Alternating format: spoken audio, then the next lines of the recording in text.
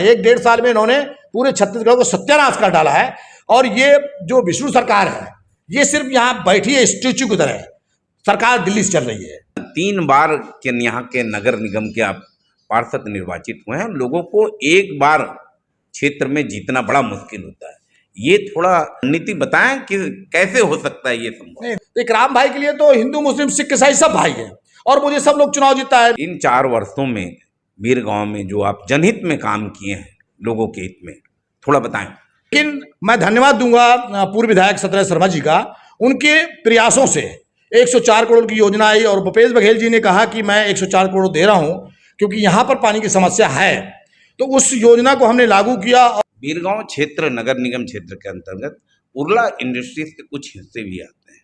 आए दिन समाचार पत्र में आते रहता है कि जो टैक्स वगैरह होते हैं, आप जिम्मेदार पार्षद हैं और MIC के मेंबर हैं, जब इस प्रकार की समस्या आती है तो कैसे आप लोग उसका सामना करते हैं? हमने टैंकर मुक्त बीरगांव, मुझे लगता है ऐसा कि छत्तीसगढ़ का पहला निगम होगा जिसको हमने टैंकर मुक्त किया।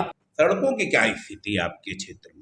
हमारे विधायक सत्यनारायण शर्मा जी थे जिन्होंने 10 साल में अच्छा खासा काम किया, और वर्तमान हमारे महापौर जी नंदलाल देवांगन जी रोड नाली के संबंध में बढ़िया काम कर रहे हैं। और जहां से आप पार्षद निर्वाचित होते हैं, ये काफी सुर्खियों में रहता है। चुनाव के समय में भी रायपुर में इसकी चर्चाएं होती है। थोड़ा इसके बारे में बताइए। आप कैसा है आपका संबंध भाजपा का विधायक है ग्रामीण में, और आप यहाँ बीरगांव जो नगर निगम क्षेत्र है, कांग्रेस का महापौर है, तो कहीं आप लोगों को काम नाम में कोई अड़चन तो नहीं आती है? कैसा है व्यवहार? क्या है, आज मैं अगर बीरगांव के 40 वार्ड में से सबसे अधिक मतों से जीता हूं तो ये सबका आशीर्वाद तो है।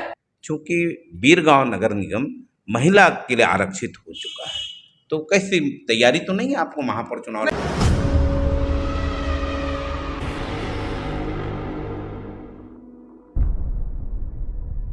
जय जोहार छत्तीसगढ़। आपने देखा था न्यूज़ 72 की टीम बीरगांव नगर निगम क्षेत्र में आई हुई है, जहां पर 3 बार के पार्षद कांग्रेस से इकराम अहमद जी, जो वर्तमान में लोक निर्माण विभाग बीरगांव में संभाल रहे हैं।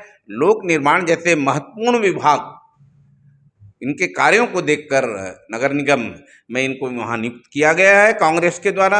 आइए हम आज उनसे भेंट मुलाकात करते हैं और उनके कामकाज को, जो उन्होंने लगभग 4 वर्ष हो चुके हैं, और आने वाले समय में अगले वर्ष 2026 में यहाँ नगर निगम का चुनाव होना है। सबसे पहले न्यूज़ 72 में आपका स्वागत। थैंक यू, बहुत बहुत थैंक यू। राम भाई, काफी युवा हैं, 3 बार के यहाँ के नगर निगम के आप पार्षद निर्वाचित हुए हैं। लोगों को एक बार क्षेत्र में जीतना बड़ा मुश्किल होता है।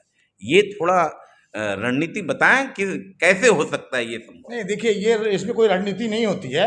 एक्चुअली वार्ड के लोगों, क्षेत्र लोगों का प्यार होता है, और हमारे काम की, जो हम लोग जो काम करते हैं जनता के बीच में जाके, और जनता से हमारा जो लगाव रहता है, हम 24 घंटा जनता की सेवा में उपलब्ध रहते हैं, तो उसी का परिणाम होता है, जनता हमको आशीर्वाद देती है।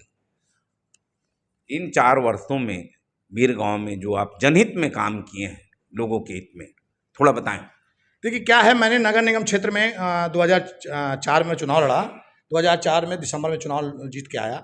उस वक्त यहाँ की दयनीय स्थिति, क्योंकि इसके पहले नगर पालिका थी। जब नगर पालिका थी, नगर पालिका के समय ग्राम पंचायत उसके पहले थी, ग्राम पंचायत से नगर पालिका, नगर पालिका से जब नगर पालिका बनी, तो उस वक्त यहाँ की स्थिति बहुत ख़राब थी।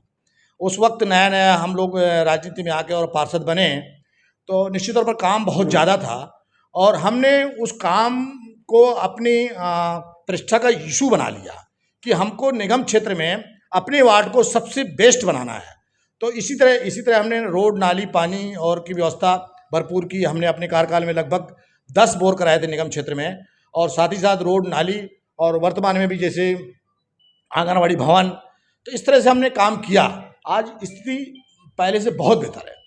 आपके वार्ड सहित बीरगांव में PWD से संबंधित कितने करोड़ के विकास के काम हुए हैं, जो बड़े बड़े काम हुए हैं, जो जनता को सीधे उसके लाभ मिल रहे हैं? जैसा है पानी टंकी का है, पीने की पानी की व्यवस्था होती है, पेयजल समस्या मेन होता है, सड़क जो लोक निर्माण में मुख्य होता है, भवन होता है, तो इससे संबंधित थोड़ा बताएं। बिल्कुल, मैं आपके माध्यम से और आपको बताना चाहूँगा क्षेत्रीय जनता को कि मुझे इसके पहले पेयजल विभाग दिया गया था।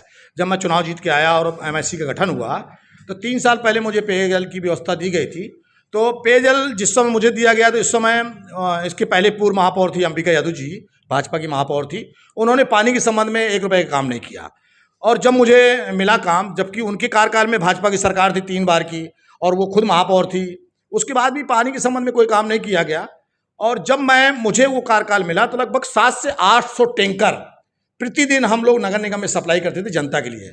और यहाँ के क्षेत्र की जनता उस पानी के लिए, हमारी माँ बहनें रात रात भर बैठी रहती थी कि अब टैंकर आएगा तो पानी मिलेगा। लेकिन मैं धन्यवाद दूंगा पूर्व विधायक सत्यनारायण शर्मा जी का, उनके प्रयासों से 104 करोड़ की योजना आई और भूपेश बघेल जी ने कहा कि मैं 104 करोड़ दे रहा हूँ क्योंकि यहाँ पर पानी की समस्या है। तो उस योजना को हमने लागू किया और लागू करके आज ऐसी स्थिति है कि हमने टैंकर मुक्त बिरगांव, मुझे लगता है ऐसा कि छत्तीसगढ़ का पहला निगम होगा जिसको हमने टैंकर मुक्त किया।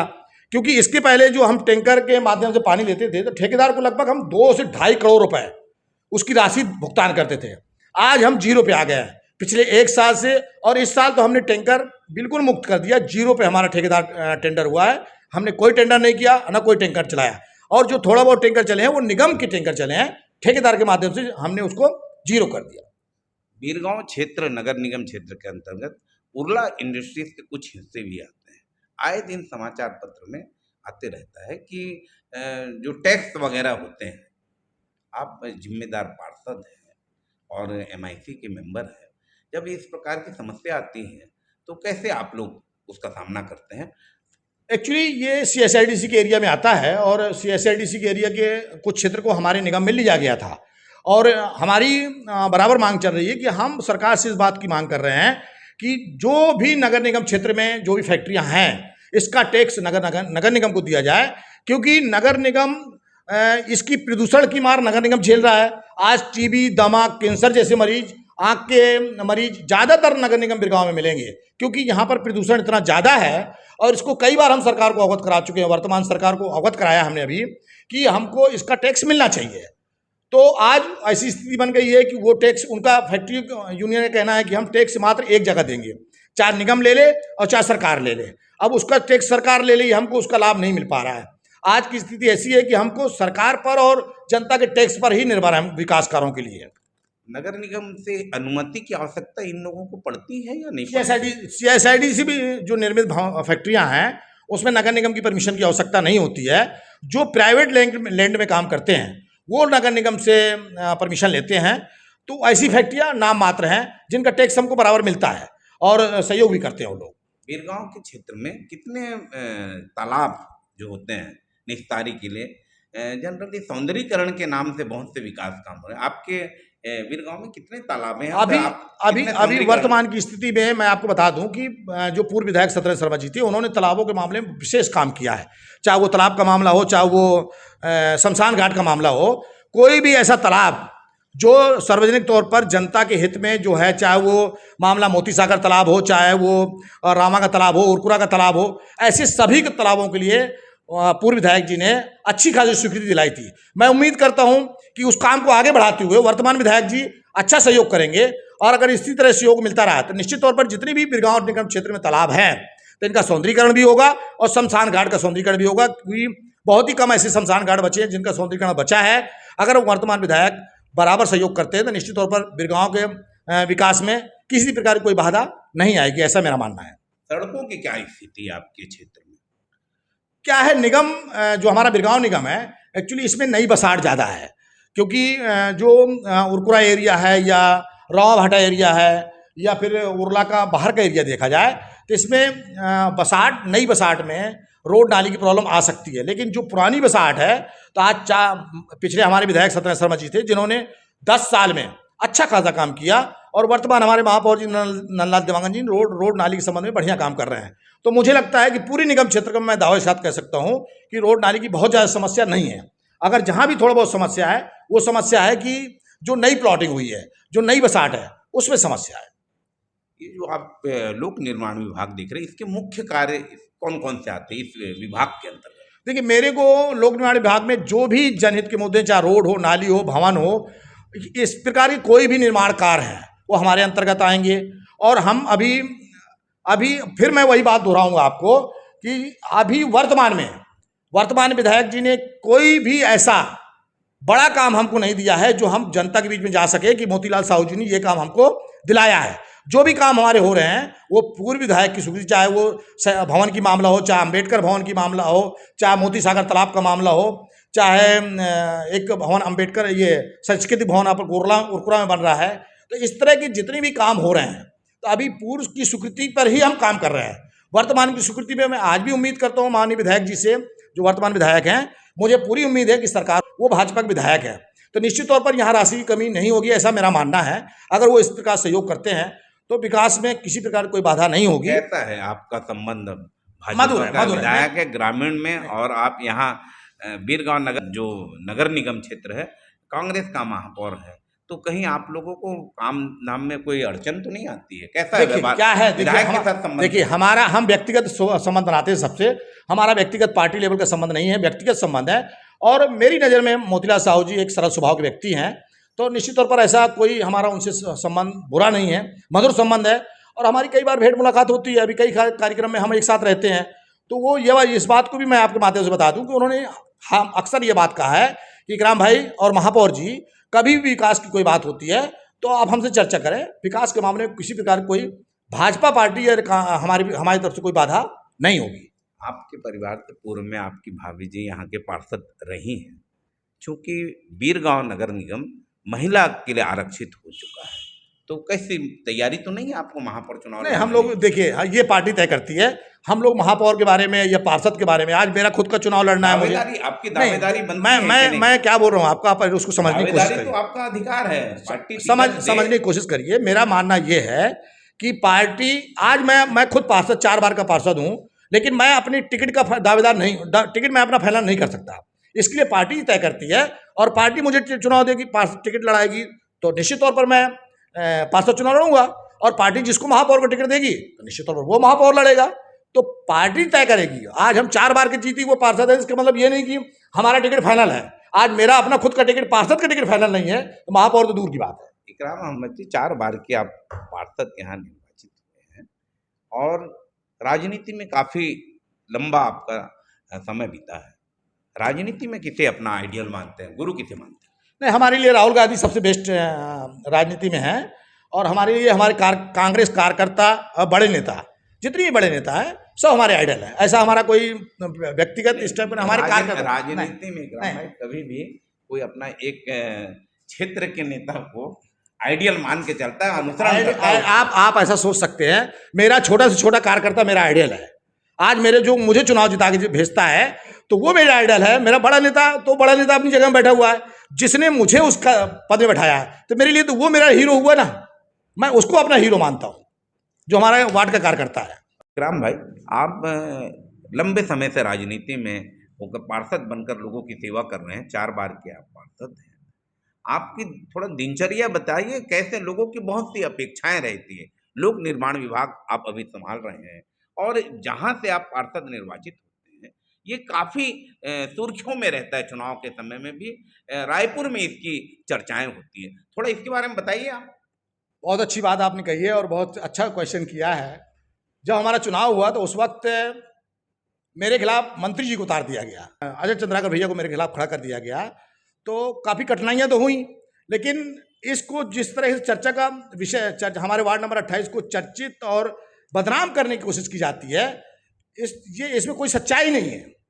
सच्चाई इसलिए नहीं है कि अजय चंद्राकर जी चुनाव के बूथ में चुनाव के दिन सुबह 10 बजे से लेकर 5 बजे तक बैठे थे, और उसका मुझे फायदा हुआ। जहां मैं 250 वोटों से जीतता था, आज अजय चंद्राकर जी के बैठने से मैं निगम क्षेत्र के 40 वार्डों में से सबसे अधिक मतों से जीता। तो ये अजय चंद्राकर जी की देन थी जो मैं जीता। दूसरी चीज, आज लोग अगर इस तरह का माहौल बनाते हैं तो हमारे वार्ड में एक बहुत बड़ा तालाब है, ब्यास तालाब। ब्यास तालाब में छठ पूजा होती है, ऐतिहासिक छठ पूजा होती है। मुझे लग रहा है पूरे महादेव घाट को छोड़ दें तो वहाँ के बाद हमारे यहाँ बीरगांव में सबसे बड़ी छठ पूजा होती है, और मैं उस कार्यक्रम की पूरी व्यवस्था, सफाई की व्यवस्था हो, इस तरह की व्यवस्था मैं खुद स्वयं खड़े होकर करवाता हूँ। और मेरी सरकार से, मैंने कई बार सरकार से मांग की कि इस तालाब को सौंदर्यीकरण किया जाए। अब सौंदर्यीकरण में पेच क्या फंस जाता है कि तालाब का जो पार्क एरिया है वो प्राइवेट है, और जो पानी का हिस्सा है वो सरकारी है। इसकी वजह से उसका सौंदर्यीकरण नहीं हो पाता। इसके पहले जब अंबिका यजुदी महापौर थी, उस वक्त 70 लाख रुपए इस तालाब सौंदर्यीकरण के लिए आया था। 70 लाख में 35 लाख रुपए सरकार नगर निगम बिरगांव को आ चुका था, लेकिन अंबिका यजुदी जी ने इस तालाब का सौंदर्यीकरण नहीं करने दिया। और सिर्फ इसलिए नहीं करने दिया कि यहाँ छठ पूजा होती है, भेदभाव वो करती है, और वो भेदभाव करके वार्ड को एक टारगेट करती है। वार्ड इकराम भाई का वार्ड है, टारगेट करो। तो इकराम भाई के लिए तो हिंदू मुस्लिम सिख ईसाई सब भाई हैं, और मुझे सब लोग चुनाव जीतता है। मेरे वार्ड में बहुत बड़ी कॉलोनी है, विमल कॉलोनी, वो लोग मुझे आशीर्वाद देते हैं। आज मैं अगर बिरगांव के 40 वार्ड में से सबसे अधिक मतों से जीता हूँ, तो ये सबका आशीर्वाद तो है। तो हमारे यहाँ कोई इस तरह का भेदभाव नहीं। मैंने अपने वार्ड में एक बहुत बड़ी जिम बनाई है। मैंने अपने वार्ड में निगम क्षेत्र के सबसे बेस्ट जिम और सबसे बेस्ट आपका आंगनबाड़ी केंद्र बनाया है। तो ये हमारी काम करने की शैली है, और हमारा हमसे जो मुलाकात करने का है, आप पूरी निगम क्षेत्र हमारे वार्ड में घूम लें, मेरे साथ मिलने का कोई समय नहीं है। 24 घंटा उपलब्ध हूँ, कभी भी कहीं भी मुझसे लोग मिलते हैं, और मैं उनसे मिलता हूँ। ऐसा कोई टाइम फिक्स नहीं है कि ग्राम भाई इस वक्त नहीं मिलते, उस वक्त नहीं मिलते। मेरे साथ मिलने का जो जहाँ पाता वहाँ रोक लेता, बतिया लेता है। तो ये मेरी दिनचर्या है, और मेरे साथ मोबाइल में कंटिन्यू लोग संपर्क में रहते हैं।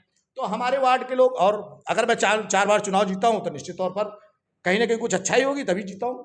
अब लोग बदनाम करते रहे। 1.5 वर्ष हो चुके भारतीय जनता पार्टी की विष्णु सरकार प्रदेश में काम कर रही है, उनके कामकाज को आप किस रूप में देखते हैं?